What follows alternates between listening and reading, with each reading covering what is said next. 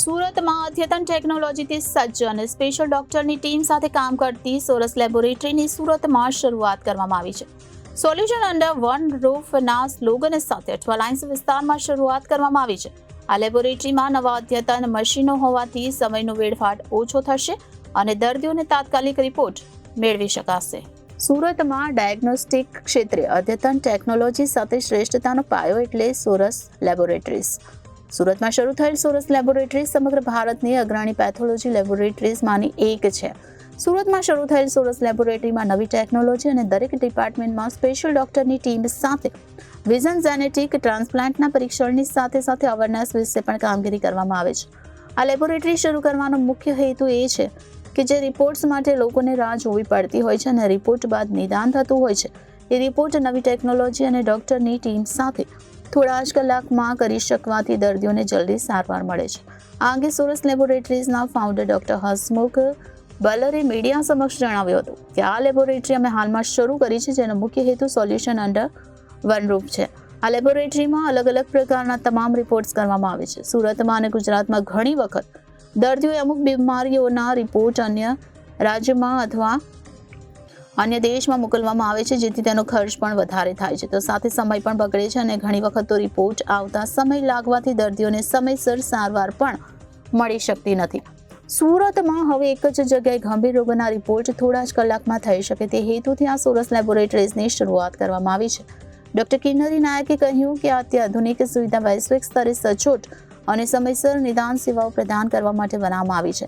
સોરસ laboratories અદ્યતન ટેકનોલોજીથી સજ્જ છે અને અસાધારણ દર્દીની સંભાળ પૂરી પાડવા માટે સમર્પિત અનુભવી વ્યવસાયિકો દ્વારા સ્ટાફ ધરાવે છે. દર્દીઓને ટ્રીટમેન્ટ રિપોર્ટના આધારે ઝડપથી મળી રહે તે હેતુથી આ સુવિધા ઊભી કરવામાં આવી છે. જર્મની અને યુએસએના મશીનોનો ઉપયોગ કરવામાં આવી રહ્યો છે, જેથી જે મેનેજમેન્ટ હોય તે જ આવતા હોય છે. અહીં થતા રિપોર્ટ ઇન્ટરનેશનલ લેવલના થતા હોવાનું કહેવામાં આવ્યું હતું. હું ડૉક્ટર હસમુખ બલર, હિમેટોલોજિસ્ટ અને બોન મેરો ટ્રાન્સપ્લાન્ટ ફિઝિશિયન અને સાથે ફાઉન્ડર ઓફ સોરસ લેબોરેટરી. આજે હું તમને સોરસ લેબોરેટરીની વાત કરીશ.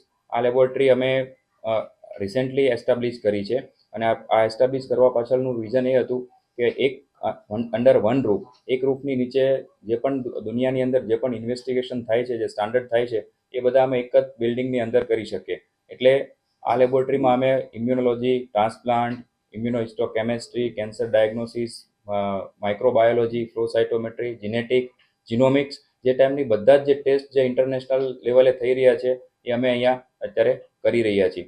આ પાછળ કરવાનું કારણ એ હતું કે અત્યારે દુનિયા જે રીતે આગળ વધી રહી છે એ રીતે હેલ્થકેર સેક્ટરમાં પણ આપણે આગળ વધવું જોઈએ. સો અત્યારે ગુજરાત અને ઇન્ડિયામાં આપણે મેડિકલ ટુરિઝમ પણ વધી રહ્યું છે. એટલે જો આ બધી ટેસ્ટ આપણા સિટીમાં થતી હોય, આ બધા જ રિપોર્ટ્સ ઇન્વેસ્ટિગેશન આપણે ત્યાં થતા હોય તો પેશન્ટ માટે બહુ સારું પડે અને બહારથી આવનારા લોકો માટે પણ એક સારો એવો સ્કોપ ઊભો થાય. એટલે આ લેબ અમે લોકોએ સુરતમાં એસ્ટાબ્લિશ કરી છે. ડિટેક્ટ થયું તો ઓપરેશન થાય તો ઓપરેશનમાં ઘણીવાર એ લોકો ફ્રોઝન સેક્શન મોકલાવતા હોય છે, એટલે કે આગળ કેટલું ડિટેક્ટ કરવું, અમારા રિપોર્ટના આધારે આગળની સર્જરી પ્લાન થતી હોય છે અને એના પછી અમારા રિપોર્ટના આધારે પેશન્ટને કિમોથેરાપી, રેડિયોથેરાપી કેટલી જશે, એનું પ્રોગ્નોસ્ટિક પેરામીટર શું છે, રિકરન્સ રેટ શું છે, એ બધું કેન્સરના અમારા ડિટેલ રિપોર્ટના આધારે ક્લિનિશિયન્સ ડિસાઇડ કરતા હોય છે. એનાથી વધારે એક અમે નવું લાવી રહ્યા છીએ, જે ખાલી સાઉથ ગુજરાતમાં અમે ફર્સ્ટ છીએ, દેટ ઇઝ વેન્ટાનાનું આઈએક્સી મશીન. તો એનાથી કેન્સર છે કે નહીં એટલું જ ડિટેક્ટ નહીં થાય, કઈ ટાઈપનું કેન્સર છે, અને આજે એક નવી થેરાપી આવે છે જે એડવાન્સ કેન્સરમાં વપરાતી હોય, જે કહેવાય છે ઇમ્યુનોથેરાપી ઓર કમ્પેનિયન ડાયગ્નોસ્ટિક.